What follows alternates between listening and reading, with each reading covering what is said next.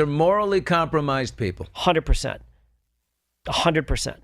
Then you think to yourself, okay, well, why? Why would these folks, how could you say these folks are lying or just, working together in this conspiracy? This entire tapestry of evidence was just completely fabricated. And why? To point at Karen. You look at the prosecutor in the first trial, Adam Lally, and then the second one, Hank Brennan.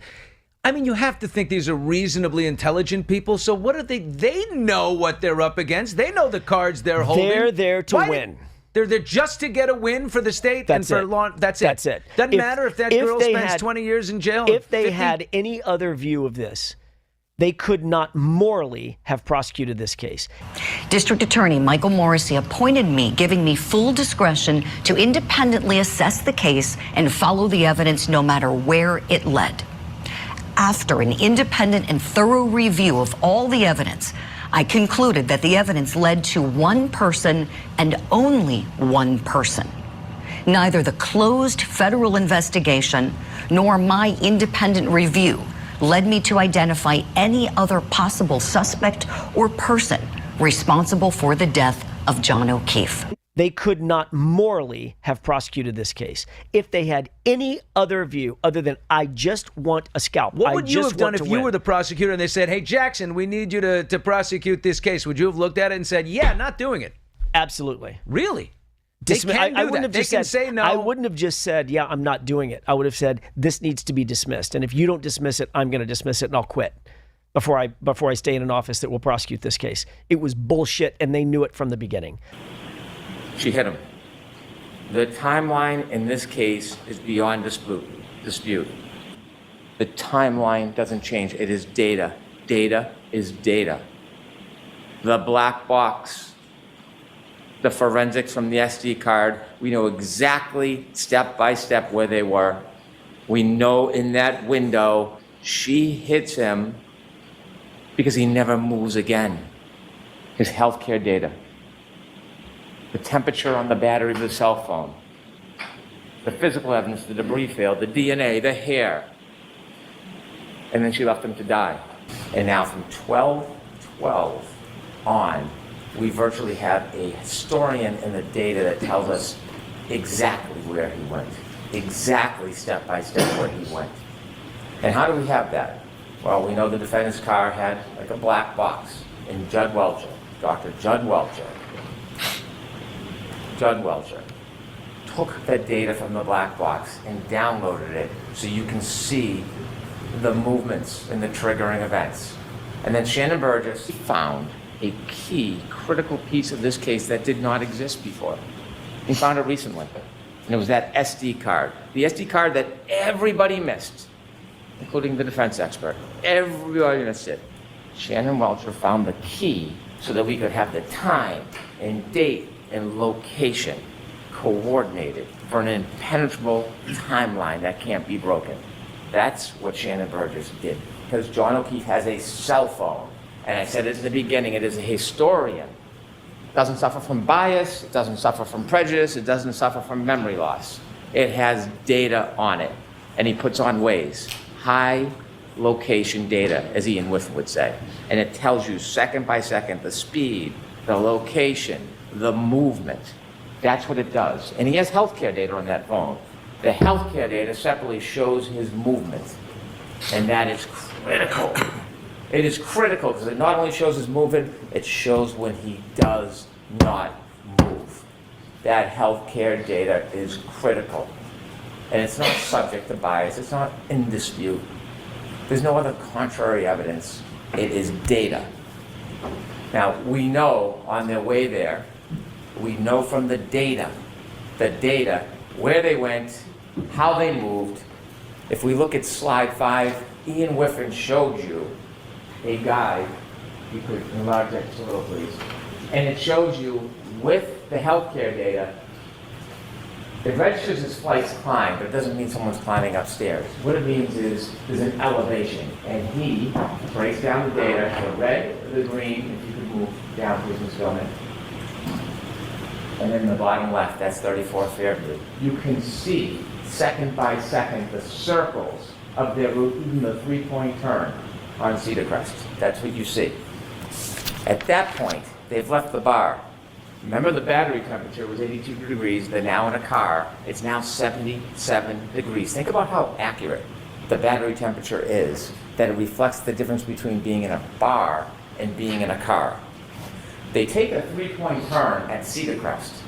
And because of Shannon Burgess and because of Judd Welcher, we have the data, and it's a triggering event. Remember, if there's an acceleration past 30%, it registers data on the car, and that's exactly what happens. Is a 3-point turn, and it all lines up with the cell phone after you synchronize the times. It's that simple. It's nothing complicated. There's nothing tricky. There's nothing devious about it. It's data. They do the 3-point turn, and you can match the cell phone clock with the Lexus clock, and when you do, you can reconcile the difference. They're there, they're together, the data matches up perfectly. Perfectly. And so they make their way down to 34 Fairview Road. They don't stop. They don't stop at the driveway. They don't stop, and John O'Keefe gets out of the car. They go to the flagpole, and we know for 2 reasons. One, the data. And secondly, Mr. Nagel and Ms. Mason at Cedar Crest, at that intersection before it goes down to the right, they meet. They let Karen Reed go first. They follow behind in the truck. Now, at this point, Mr. O'Keefe has about 8 more minutes before the beginning of the end of his life. And he's in that car. He's in that car for most of it. Because Miss Mason and Mr. Nagel don't see anybody get out of the truck. Nobody crosses the lawn. Nobody goes to a garage. Not just because they didn't see it. They didn't. Not because they didn't see it. Because the healthcare data on the phone shows that John O'Keefe is not moving. The car is stopped at the flagpole. The healthcare data stops. The battery stays at 77 degrees. The data is the data. You can't change it. And they sit at that flagpole for minutes. It's 12, 24, 33 when they get there. They're there past 12:30. Remember, Ms. Mason and Mr. Nagel said they're there about 5 minutes and then they go. It's not exact, but about 5 minutes they said. So there's about 2 minutes left for John O'Keefe. And what are they doing in those 2 minutes? What are the last 2 minutes of his life that he can remember that would be open to him? They're arguing. They're arguing. They're arguing. And we know they're arguing because Ms. Reed tells us through first responder Becker. She was sad. Remember, he sees her in the back of the ambulance and he's trying to calm her down? She was sad because her last moments were arguing. They're in an argument. That's why they're not going in the house. But John O'Keefe decides to get out of the car, and we know because the dome light goes on. That's what happens when you open a door. Whether he's bent down, he's standing outside, or on the other side, the dome light is on. And then you see the data. John O'Keefe begins to move. 12:31:56. It's the first time he has moved since they got to the flagpole, and it will be the last time he moves in his life. And he moves for 20 seconds. Ian Whiffen said that the satellites, they move, they reconnect, they pull information. He's no longer on high frequency data because waves are shut off. Now it's more random, it's low frequency. What he said is it was readings all night. The bullet is always near the flagpole. That doesn't mean he was always near the flagpole. He could have moved. He could have moved in the circles and come back. Location data is consistent with him never leaving the flagpole. But that in itself is not enough. But there's more. There is more. There is the healthcare data. There is the temperature of the cell phone battery. And so he moves to 20 seconds. It turns west. It does not say he walks to the house. That's not what the data says. 20 seconds of his life. And he moves. And healthcare data registers his steps. It could be pacing. It could be a straight line. It could be shaking the phone. We don't know. We don't know. We don't know everything. We don't know every little detail in every little second. We don't have to. That's not doubt. That's not reasonable doubt. I believe Hank Brennan proved it, not just beyond a reasonable doubt, but beyond all doubt. I don't know where we ever have seen a homicide prosecution where it's proved down to the minute when the event happened. He proved down to the minute, 12:32 a.m. That was remarkable. So when we're hearing jurors, oh, well, I thought there was reasonable doubt. Really? Was it reasonable? But, you know, it's their verdict. They've got to live with it. I don't know every little detail and every little second. We don't have to. That's not doubt. That's not reasonable doubt. And to answer the question that the jurors are going to have, you have to ask the right question. Let me give you an example. On the projectile, do they match? In my opinion, these are absolutely the wrong questions to ask. Who cares? Who cares if the striations on the casing match that of the tool marks inside the barrel of the gun, or that prove that the casing was ejected from the gun, rather? Who cares?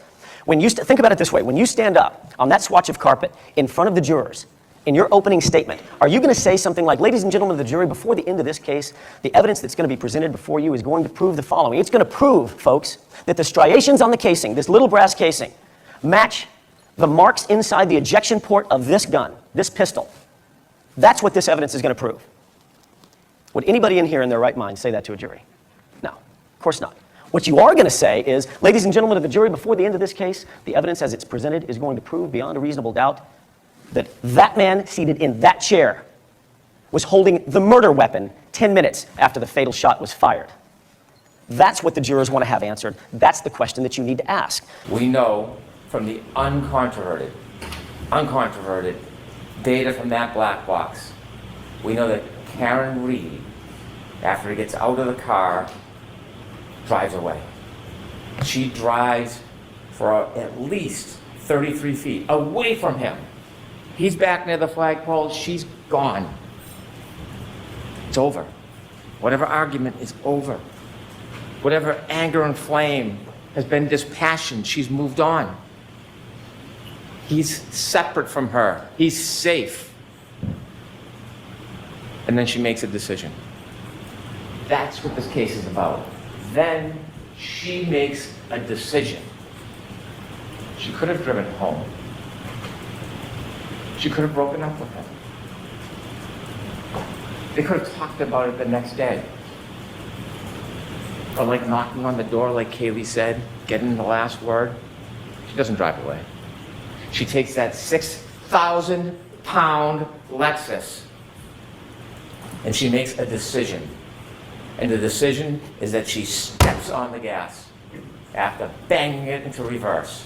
When you take a boulder and throw it off a bridge, there's a plain and strong likelihood of death.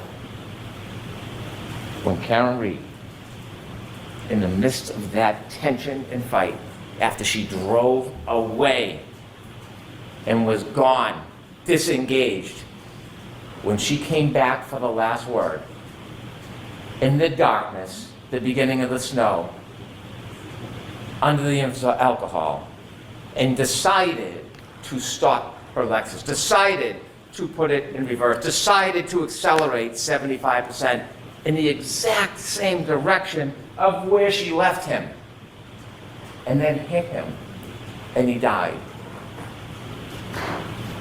I suggest to you that is second-degree murder. It is not a stretch to realize that this entire tapestry of evidence was just completely fabricated. And why? To point at Karen.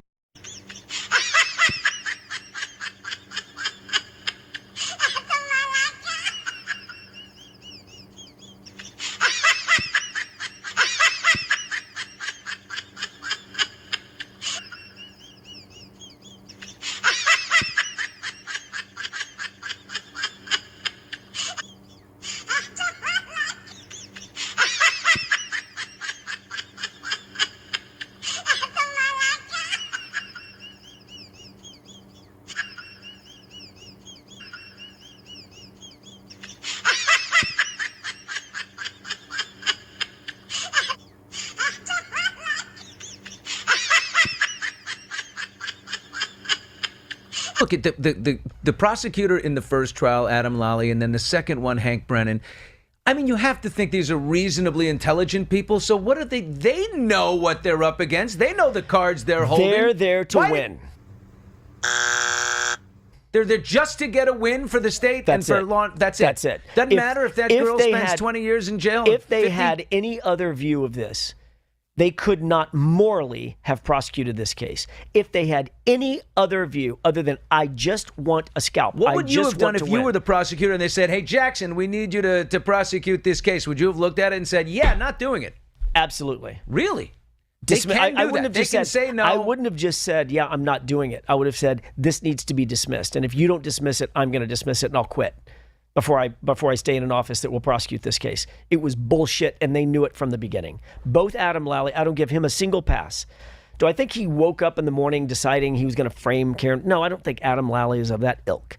But he absolutely knew well enough to know that this was not provable beyond a reasonable doubt, beyond any and all reasonable doubt. Walk away. That is your job as a prosecutor. You are not supposed to prosecute a case that you don't, in your heart of hearts, believe that you can prove to an independent jury of 12 folks beyond a reasonable doubt. There's no way he woke up in the morning or went to bed at night thinking that he could prove this case, nor could Brennan. These are morally compromised people. 100%.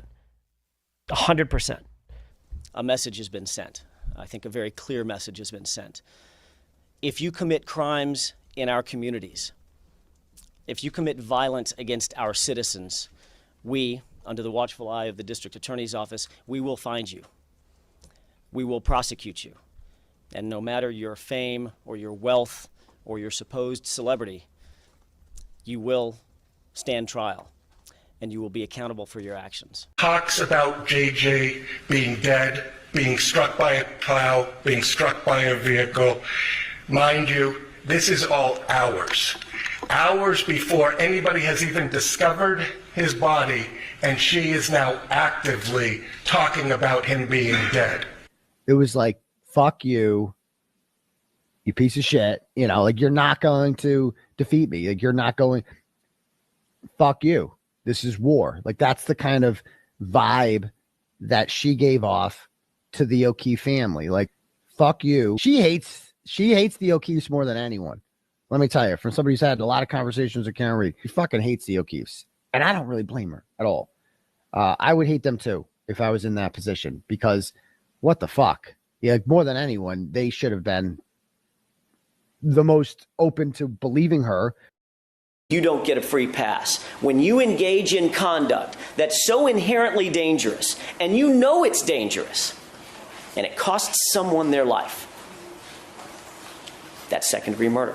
When she came back for the last word, in the darkness, the beginning of the snow, under the influence of alcohol, and decided to stop her Lexus, decided to put it in reverse, decided to accelerate 75% in the exact same direction of where she left him, and then hit him, and he died. I suggest to you that is second-degree murder.